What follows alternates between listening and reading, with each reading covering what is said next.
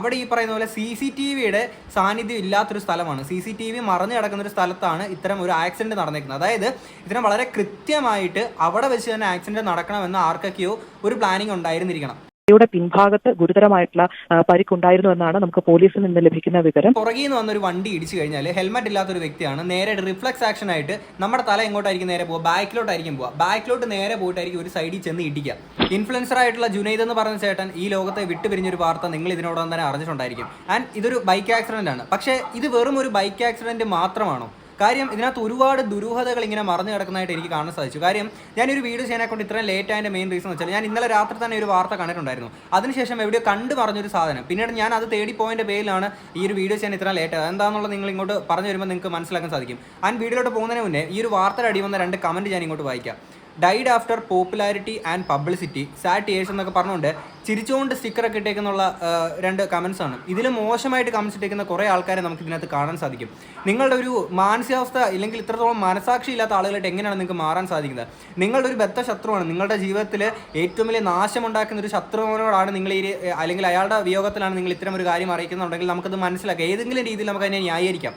പക്ഷേ ഈ ഒരു കാര്യത്തെ നിങ്ങൾക്ക് എങ്ങനെയാണ് ഒരു സോഷ്യൽ മീഡിയ ഫേസിലൂടെ മാത്രം കണ്ടേക്കുന്ന ഒരു മുഖം, അയാളുടെ വീഡിയോസ് നിങ്ങൾക്ക് കണ്ട് അരോചകമായിട്ട് തോന്നിയിട്ടുണ്ടായിരിക്കും. അയാളെ നിങ്ങളൊരു കോമാളി എന്ന് പറഞ്ഞുകൊണ്ട് ജീവിച്ചിരുന്ന ടൈമിൽ ഒരുപാട് കുറ്റപ്പെടുത്തി. എടേ അയാൾ വിട്ടു പിരിഞ്ഞിട്ടും നിങ്ങൾക്ക് നിങ്ങളുടെ ഒരു മാനസികാവസ്ഥ എനിക്ക് മനസ്സിലാവുന്നില്ല. എത്രത്തോളം സാഡിസ്റ്റ് ആണ് നിങ്ങളെന്നുള്ളതാണ് ഞാൻ ആലോചിക്കുന്നത്. ഓക്കെ, ഇനി ആ ഒരു വാർത്ത ഞാൻ ഇങ്ങോട്ട് പ്ലേ ചെയ്യാം. സോഷ്യൽ മീഡിയ താരം വാഹനാപകടത്തിൽ മരിച്ചു എന്നൊരു വാർത്ത വരുന്നു. മലപ്പുറം വഴിക്കടവ് സ്വദേശി ജുനൈദാണ് മരിച്ചത്. ജുനൈദ് സഞ്ചരിച്ച ബൈക്ക് നിയന്ത്രണം വിട്ട് മറിയുകയായിരുന്നു. മുബഷീർ പി അക്ബർ ചേരുന്നുണ്ട് കൂടുതൽ വിവരങ്ങളുമായി. മുബഷീർ, എപ്പോഴായിരുന്നു സംഭവം? 6:20 കൂടിയാണ് ഈ ഒരു സംഭവം ഉണ്ടാകുന്നത്. മലപ്പുറം മഞ്ചേരിക്കടുത്ത് കാരക്കുന്ന് മരത്താണിയിൽ വെച്ചാണ് ഈ ഒരു സംഭവം ഉണ്ടായത്. മലപ്പുറം വഴിക്കടവ് സ്വദേശിയായിട്ടുള്ള ജുനൈദ്, 32 വയസ്സുള്ള ജുനൈദാണ് ഈ ഒരു സംഭവത്തിൽ മരിച്ചത്. സോഷ്യൽ മീഡിയയിൽ ഉൾപ്പെടെ വളരെ സജീവമായി ഉണ്ടായിരുന്ന ഒരു യുവാവായിരുന്നു. ഈ മരത്താണി ഭാഗത്ത് വെച്ച് മൺകൂനയിലേക്ക് വാഹനം ഇടിച്ചാണ് അപകടം സംഭവിച്ചത് എന്നുള്ളതാണ് നമുക്ക് മനസ്സിലാക്കാൻ സാധിക്കുന്നത്. കേട്ടില്ലേ, മൺകൂനയിൽ ഇടിച്ച്, അതായത് ബൈക്കിൽ യാത്ര ചെയ്യുമ്പോഴത്തേക്കിന് നേരെ പോയിട്ട് മൺകൂന ഇടിക്കുമ്പോൾ വണ്ടി എങ്ങനെയാണ് മുന്നോട്ടായിരിക്കും മറിയുക അല്ലേ? അപ്പോൾ വണ്ടിയുടെ കൂടുതൽ കേടുപാടുകൾ ഉണ്ടാകുന്നത് മുൻഭാഗത്ത് തന്നെ ആയിരിക്കും. ബാക്കിയും കൂടെ കേൾക്കാം. ഏറെ നേരം ഈ റോഡിന്റെ ഒരു ഭാഗത്ത് രക്തം വാർന്ന യുവാവ് കിടന്നിരുന്നു എന്നുള്ളതാണ് മനസ്സിലാക്കാൻ സാധിക്കുന്നത്. പിന്നീട് ആ ഒരു ഭാഗത്തു കൂടി കടന്നു പോകുന്ന ചില യാത്രക്കാർ ചേർന്നാണ് ആശുപത്രിയിലേക്ക് മാറ്റിയത്. ചികിത്സയിൽ തുടരുന്നതിനിടെ ഇന്ന് രാത്രിയോട് കൂടിയാണ് നിർഭാഗ്യവശാൽ മരണം സംഭവിച്ചത്. നിലവിൽ മൃതദേഹം മഞ്ചേരി മെഡിക്കൽ കോളേജിലാണുള്ളത്. പോസ്റ്റ്മോർട്ടം ഉൾപ്പെടെയുള്ള നടപടികൾക്ക് ശേഷം ബന്ധുക്കൾക്ക് വിട്ടു നൽകുമെന്ന് ആശുപത്രി അധികൃതർ അറിയിച്ചു. അരുൺകുമാർ. ഓക്കെ, ഈ ഒരു വാർത്തയ്ക്കകത്ത് നിങ്ങൾ ആ ഒരു ബൈക്കിൻ്റെ ഫോട്ടോ ഞാൻ ഇവിടെ സൈഡിലോട്ട് കൊടുക്കാവേ. ഇതിനകത്ത് ബൈക്കിൻ്റെ ബാക്കിലാണ് ഏറ്റവും കൂടുതൽ തകരാറ് കാര്യങ്ങളൊക്കെ സംഭവിച്ചിരിക്കുന്നത്. നിങ്ങൾക്കറിയാമല്ലോ, ഞാൻ ഇത്തരം വിഷയങ്ങളൊക്കെ വരുമ്പോഴത്തേക്കും ശരിക്കും ഞാൻ ഇത്തരം വാർത്തകളൊക്കെ ശരിക്കും അനലൈസ് ചെയ്തിട്ടായിരിക്കും നിങ്ങളോട്ട് എത്തിക്കുന്നത്. ഈ ബൈക്കിൻ്റെ ബാക്കിലത്തെ ആ ഒരു ലൈറ്റിൻ്റെ അവിടെ ആയിട്ട് ഉണ്ടാക്കിയേക്കുന്ന ആ ഒരു പൊട്ടൽ കാര്യങ്ങളൊക്കെ ഉണ്ടല്ലോ, ഇത് ഒരു മൺകൂനെ ഇടിക്കുമ്പോൾ വണ്ടി മുന്നോട്ടായിരിക്കും പറയുക. ഒന്നെങ്കിൽ ഇത് വരാനുള്ള 2 സാധ്യതകളെന്ന് പറഞ്ഞാൽ, ഒന്ന് പുറകിൽ നിന്ന് ഒരു വണ്ടി വന്ന് ഇടിച്ചാൽ, അല്ലെങ്കിൽ ഈ പറഞ്ഞ പോലെ മൺകൂനെ ഇടിച്ചിട്ട് നല്ല രീതിയിൽ വണ്ടി ഈ പറഞ്ഞ പോലെ റൗണ്ടിൽ ഫ്രണ്ടിലോട്ട് കറങ്ങുന്നുണ്ടായിരിക്കും. അങ്ങനെ കുത്തി ഇടിച്ചു എല്ലാം വീണേണ്ടത് ആയിരിക്കാം. പക്ഷേ മറ്റൊരു ന്യൂസും കൂടെ ഞാനിവിടെ വെക്കാം.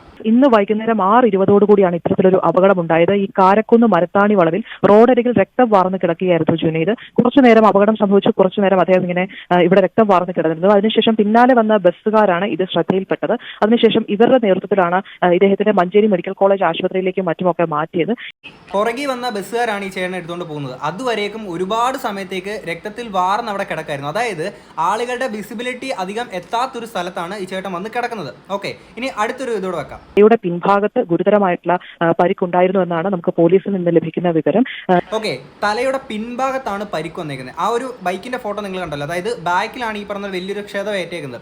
ഇപ്പം തലയുടെ പിൻഭാഗത്ത് വരാനെ കൊണ്ട് 2 പോസിബിലിറ്റിയാണ്. ഒന്ന്, ഹെൽമെറ്റ് ഇല്ലാത്തതിന്റെ പേരിൽ ഈ ഇടിച്ചിട്ട് റൗണ്ടിൽ ഇങ്ങനെ കറങ്ങുന്ന സമയത്തേക്കിനും ഓക്കെ ആ ഒരു ടൈമിൽ വീഴുമ്പോഴത്തേക്കിനും ഏത് രീതിയിലും പരിക്കുകൾ നമുക്ക് സംഭവിക്കാം. അങ്ങനെ സംഭവിച്ചതായിരിക്കും. അല്ലെങ്കിൽ ഈ പുറകിൽ നിന്ന് വന്നൊരു വണ്ടി ഇടിച്ചു കഴിഞ്ഞാൽ ഹെൽമെറ്റ് ഇല്ലാത്തൊരു വ്യക്തിയാണ് നേരെ റിഫ്ലക്സ് ആക്ഷൻ ആയിട്ട് നമ്മുടെ തല എങ്ങോട്ടായിരിക്കും നേരെ പോവുക, ബാക്കിലോട്ടായിരിക്കും പോവുക. ബാക്കിലോട്ട് നേരെ പോയിട്ടായിരിക്കും ഒരു സൈഡിൽ ചെന്ന് ഇടിക്കുക അല്ലെ, റിഫ്ലക്സ് ആക്ഷൻ്റെ ഭാഗമായിട്ട്.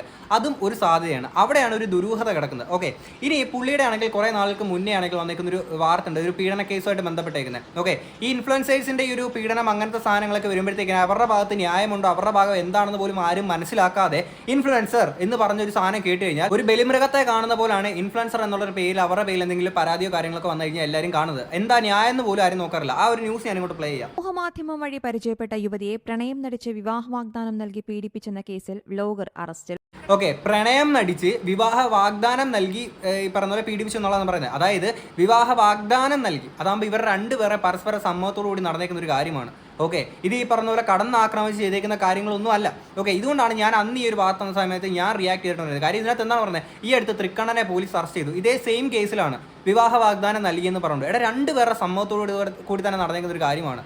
ഓക്കെ, രണ്ടുപേരും ഇതിനകത്ത് തെറ്റുകാരാണെന്ന് തന്നെ നമുക്ക് പറയേണ്ടതായിട്ട് വരും. അപ്പോൾ ഒരാൾ മാത്രം പ്രതിയാവുന്നു. ഓക്കെ, സ്ത്രീക്ക് പറയാം ഇതുപോലെ ഒരു പുരുഷൻ കൊണ്ടുപോയിട്ട് കേസ് കൊടുക്കാൻ പറ്റുമോ? അതായത് അവൾ എന്നെ വിവാഹ വാഗ്ദാനം നൽകി പീഡിപ്പിച്ചു എന്ന് പറഞ്ഞ് കേസ് കൊടുത്തു കഴിഞ്ഞാൽ ഇവിടെ ആ പുരുഷന്റെ കൂടെ ഒരാൾ നിൽക്കുമോ? ഇവിടുത്തെ നിയമം നിൽക്കുമോ?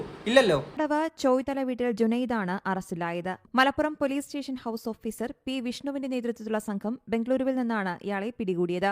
മലപ്പുറം കോടതിയിൽ ഹാജരാക്കിയ പ്രതിയെ റിമാൻഡ് ചെയ്തു. ഇൻസ്റ്റഗ്രാം വഴിയാണ് ഇരുവരും പരിചയത്തിലായതെന്നാണ് റിപ്പോർട്ട്. പീഡനത്തിനു ശേഷം യുവതിയുടെ നഗ്നചിത്രങ്ങൾ പകർത്തി സമൂഹമാധ്യമങ്ങൾ വഴി പുറത്തുവിടുമെന്ന് ഭീഷണിപ്പെടുത്തി. തുടർന്നാണ് യുവതി മലപ്പുറം സ്റ്റേഷനിൽ പരാതി നൽകിയത്.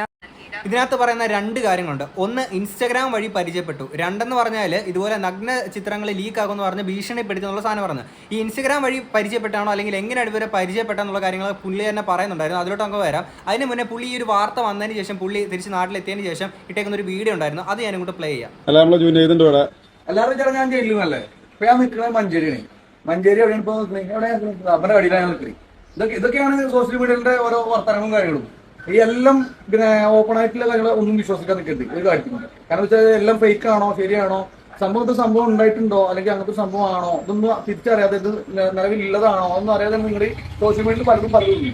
എന്ന് വെച്ചാൽ ഞാൻ ഇന്നത്തെ സംഭവത്തിൽ ചെറുതായിട്ടുണ്ടായ തെറ്റിദ്ധാരണയുടെ പേരിൽ മാത്രമാണ്, അല്ല വേറൊന്നുമല്ല. അല്ലെങ്കിൽ ഇപ്പൊ ഞാനിപ്പോ ഇവിടെ നിൽക്കില്ലല്ലോ. അതായത് തെറ്റിദ്ധാരണയുടെ പേരിൽ സംഭവിച്ചത്. അതായത് ഈ ചേട്ടന് പറയാൻ കുറേ കാര്യങ്ങളുണ്ടായിരുന്നു. ഇതിനൊരു കോയിന്റെ രണ്ട് സൈഡ് എന്ന് പറയുന്നത് പോലെ ഈ ചേട്ടൻ്റെ അപ്പുറത്തൊരു വശം പുള്ളിക്ക് പറയാനുണ്ടായിരുന്നു. ഓക്കെ, ഇനി അത് കഴിഞ്ഞിട്ട് പുള്ളിക്ക് ഈ സമയത്ത് ഇങ്ങനെ ഒരു വീഡിയോ ഇട്ടപ്പോഴത്തേക്കിന് അതിനും കുറേ ആൾക്കാർ നെഗറ്റീവ് പറഞ്ഞിട്ടുണ്ട്. നീ എന്തിനാണ് നീ പറഞ്ഞത്, ഞങ്ങൾക്ക് കേൾക്കേണ്ട ആവശ്യമില്ല, നിന്റെ പേര് ഇൻഫ്ലുവൻസർ എന്നാ, നിന്നെ ഞങ്ങൾക്ക് മൈൻഡ് ചെയ്യേണ്ട ഒരു ആവശ്യമില്ല, നിന്റെ വീഡിയോസ് അരോചകമായിട്ട് എനിക്ക് തോന്നി, അതുകൊണ്ട് നിന്നെ ഞങ്ങൾക്ക് എന്തും പറയാം എന്ന് പറഞ്ഞേക്കുന്ന കുറേ മനോഭാവമുള്ള കുറേ ആൾക്കാരുണ്ടായിരുന്നു. അതിനുശേഷം പുള്ളി എടുക്കുന്ന മറ്റൊരു വീഡിയോ ഉണ്ട്, അതുകൂടെ ഞാൻ ഇങ്ങോട്ട് വെക്കാം. പിന്നെ ഇപ്പോഴത്തെ വിവാദത്തിൽ നമ്മളാണല്ലോ ഇപ്പൊ കുറെ കാര്യങ്ങളൊക്കെ അറിഞ്ഞില്ലേ. അപ്പൊ അതിന്റെ സത്യാവസ്ഥ നമുക്ക് കുറച്ച് കാര്യങ്ങൾ നമ്മൾ കേൾക്കാൻ പറ്റണമെങ്കിൽ കേൾക്കി. ഇതിന്റെ സത്യാവസ്ഥ എന്താ വെച്ചാൽ ഇതിൽ അതിൽ പറഞ്ഞ സോഷ്യൽ മീഡിയയിൽ പോയി പരിചയപ്പെട്ടിട്ടുണ്ടെങ്കിൽ അതായത് എന്താ വെച്ചാൽ ഞാൻ മാട്രിമോണി കൊടുത്തിട്ട് അങ്ങനെ ഞങ്ങൾ പരിചയപ്പെട്ടത് ഞങ്ങളുടെ കുടുംബത്തിന് മുറ.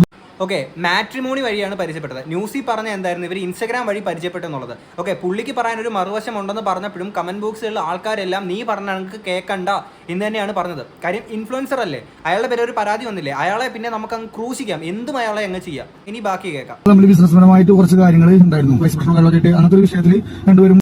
ഓക്കെ, ബിസിനസ് പരമായിട്ടുള്ള ചില കാര്യങ്ങൾ ഇവർ തമ്മിലുണ്ടായിരുന്നു. ഓക്കെ, ഈ പറഞ്ഞ പരാതിക്കാരിയുമായിട്ട് ബിസിനസ് പരമായിട്ടുള്ള ചില കാര്യങ്ങൾ അങ്ങോട്ട് ചെറുതായിട്ടുള്ള വിഷയങ്ങളൊക്കെ ഞാൻ ഗൾഫിൽ പോകാൻ നേരത്ത് ഇത് അവളോട് പറയാത്ത ലെവലിലാണ് പോയി. അപ്പൊ അവിടെ ആ തെറ്റിദ്ധാരണ പേരിൽ അവിടെ കേസ് ഫയലായതാണ്.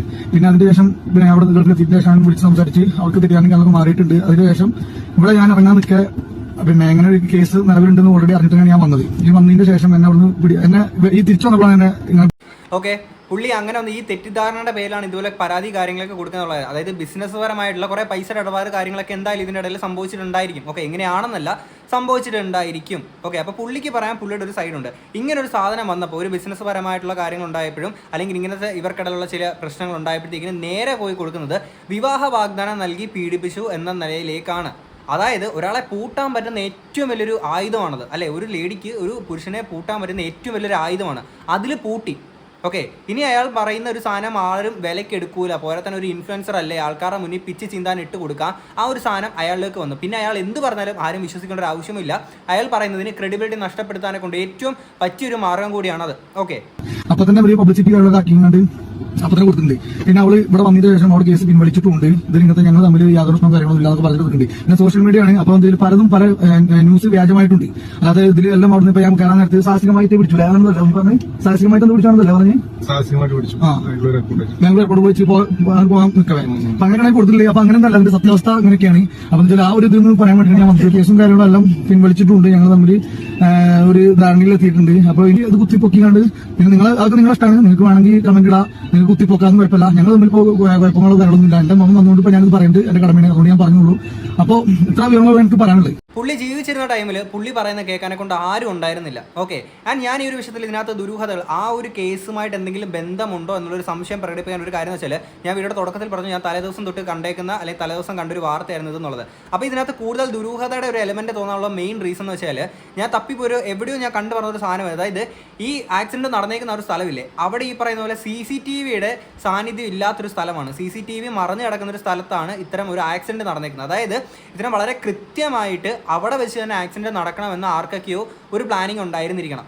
അങ്ങനെ സംഭവിച്ചതാണ് എന്നുള്ളൊരു സംശയം മാത്രമാണ് കേട്ടോ. ഈ CCTVയുടെ കാര്യം ഞാൻ പറഞ്ഞത് ഞാൻ എവിടെ കണ്ട് പറഞ്ഞൊരു സാധനമാണ്. അത് ഞാൻ ഇവിടെ എടുത്ത് വെക്കാത്തതുകൊണ്ട് അതിന് അത്രത്തോളം ക്രെഡിബിലിറ്റി ഉണ്ടാവില്ല. എന്നിരുന്നാലും ഞാൻ കണ്ടൊരു സാധനമാണെന്ന് പറഞ്ഞെന്ന് മാത്രമേ ഉള്ളൂ. നിങ്ങൾ ആരും ഇത് വിലക്കെടുക്കണ്ട, ഞാൻ ഈ പറഞ്ഞ സാധനം വിലക്കെടുക്കണ്ട. ബട്ട് ഞാൻ എവിടെ കണ്ടൊരു സാധനം, അത് കിട്ടാത്തതുകൊണ്ടാണ് ഞാൻ ഇതിവിടെ വെക്കാത്തത്. ഓക്കെ, ആ സാധനമാണ് എനിക്ക് ഏറ്റവും കൂടുതൽ ദുരൂഹതകൾ ഈ ഒരു കേസിൽ തോന്നാനുള്ള കാര്യം. ഓക്കെ, ആൻഡ് ഈ ഒരു ചേട്ടൻ്റെ വാർത്ത അറിഞ്ഞപ്പോഴത്തേക്കിന് സത്യം പറഞ്ഞാൽ തലേദിവസം എനിക്ക് പുള്ളിയായിട്ട് വലിയ പരിചയമോ കാര്യങ്ങളൊന്നും ഉണ്ടായിരുന്നില്ല. ബട്ട് നമ്മൾ സോഷ്യൽ മീഡിയയിൽ കാണുന്ന ഒരു ഫേസ് അല്ലേ, അപ്പം ആ ഒരു രീതിയിൽ ഇങ്ങനെ ഒരു സംഭവം ഉണ്ടായപ്പോൾ ഞാൻ എൻ്റെ ഒരു ഫ്രണ്ടാണ് എന്നെ വിളിച്ച് പറഞ്ഞിട്ട് പിന്നെ ഒരു ന്യൂസ് കാണുന്നത്. ആദ്യമേ ഞാൻ അയ്യോ എന്നാണ് പറഞ്ഞത്. കാര്യം അങ്ങനെ ഒരു സംഭവം ശരിക്കും സംഭവിച്ചു അയാൾ തന്നെയാണോ എന്നുള്ളത് ഉറപ്പിക്കാനെ കൊണ്ട്. കാര്യം ഇത് അറിഞ്ഞപ്പോൾ നമുക്ക് തന്നെ അറിയാത്തൊരു വ്യക്തിയാണ്, അയാളുടെ അടുത്ത് അങ്ങനെ ഒരു സംഭവിച്ചെന്ന് അറിഞ്ഞപ്പോൾ നമുക്ക് തന്നെ ഒരു സങ്കടം തോന്നി. ആ സങ്കടം പോലും കണ്ടുകൊണ്ടിരിക്കുന്നതൊക്കെ അയാളുടെ വീഡിയോസ് കണ്ടിട്ട് ഇഷ്ടപ്പെട്ടില്ല എന്നൊക്കെ പറഞ്ഞുകൊണ്ട് കുറേ ആൾക്കാർ മരണപ്പെട്ടിട്ടും അവിടെ വന്ന് നെഗറ്റീവ് കമൻറ്റ് ഇടാനെ കൊണ്ട് കുറേ ആൾക്കാർ കാണിക്കുന്ന മനസ്സ് സമ്മതിച്ചിട്ടേ. ഞാനിത് എടുത്തു പറയാനുള്ള കാര്യം എന്ന് വെച്ചാൽ, ഞാൻ കഴിഞ്ഞ ദിവസം TT ഫാമിലിയുടെ ആ ഒരു വീഡിയോ ഇട്ട ടൈമിലാണെങ്കിൽ ആ ഒരു കുഞ്ഞിനെ നഷ്ടപ്പെട്ടൊരു ടൈമായിരുന്നു അവിടെ.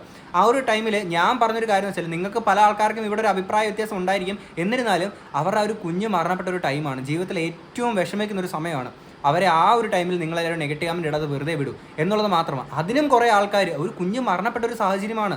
ഓക്കെ, അതിനും താഴെ കമൻറ്റ് ബോക്സിൽ കുറേ ആൾക്കാർ വന്ന് പറയാം, നീ എന്താ അങ്ങനെ പറയുന്നത് ഇങ്ങനെ പറയുന്നത് എന്നൊക്കെ പറഞ്ഞുകൊണ്ട് ശ്രീവിദ്യ മുല്ലശ്ശേരിയുടെ വീഡിയോക്ക് നീ അങ്ങനല്ലല്ലോ ഇങ്ങനല്ലയോ പറഞ്ഞതെന്ന് പറഞ്ഞുകൊണ്ട് ആ സിറ്റുവേഷൻ വേറെ ഈ സിറ്റുവേഷൻ വേറെ. അവർ ചെയ്ത കാര്യം എന്ത്, ഇവർ ചെയ്ത കാര്യം എന്ത്?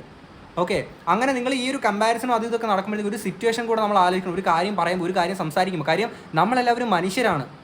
ഈ പറഞ്ഞ ഞാനോ നിങ്ങളോ ഈ ഒരു നിമിഷം കഴിഞ്ഞ് ജീവനോട് ഇരിക്കുന്ന എന്താണ് ഉറപ്പ്? ഞാൻ ഈ ഒരു ഇപ്പോൾ ഷൂട്ട് ചെയ്യുന്ന ഒരു വീഡിയോ തന്നെ അപ്ലോഡ് ആക്കുന്നതിന് മുന്നേ ഞാൻ ചത്തുപോകുന്നത് എനിക്കറിയത്തില്ല. അങ്ങനെയാണ് നമ്മുടെ മനുഷ്യൻ്റെ കാര്യം. സോ പ്ലീസ് ദയവ് നിങ്ങൾ ഈ ഒരു മരണത്തെ പോലും ഇതുപോലെ ചിരിച്ചുകൊണ്ട് ഈ സമീപിക്കാതിരിക്കുക. മറ്റൊരാളുടെ മരണത്തെ കണ്ടിട്ടും അതിനെയും കളിയാക്കാൻ നിങ്ങൾക്ക് തോന്നുന്നുണ്ടെങ്കിൽ നിങ്ങളൊരിക്കലും നല്ലൊരു മനുഷ്യനല്ല. ഓക്കെ, നിങ്ങൾക്ക് മറ്റെന്തോ കുഴപ്പങ്ങളുണ്ട്. എന്തായാലും ഈ ഒരു വിഷയത്തിൽ അല്ലെങ്കിൽ ഇവരുടെ ഈ ചെയ്യേണ്ട ഈ ഒരു കേസിൽ ഈ ദുരൂഹതകൾ അഴിയുമോ ഇല്ലയോ എന്നുള്ളത് എന്തായാലും നമ്മുടെ ബ്രില്യൻ്റ് ആയിട്ടുള്ള പോലീസ് ഉദ്യോഗസ്ഥരാണ്. എന്തായാലും നമുക്ക് ഇനി വരും ദിവസങ്ങളിൽ അറിയാൻ സാധിക്കും. എന്തായാലും ഈ ഒരു വിഷയത്തെപ്പറ്റിയുള്ള നിങ്ങളുടെ അഭിപ്രായങ്ങൾ തീർച്ചയായും കമൻറ്റ് ബോക്സിൽ പറയാം. നമുക്ക് അടുത്തൊരു വീഡിയോ ആയിട്ട് കാണാം. ശരി, ബൈ.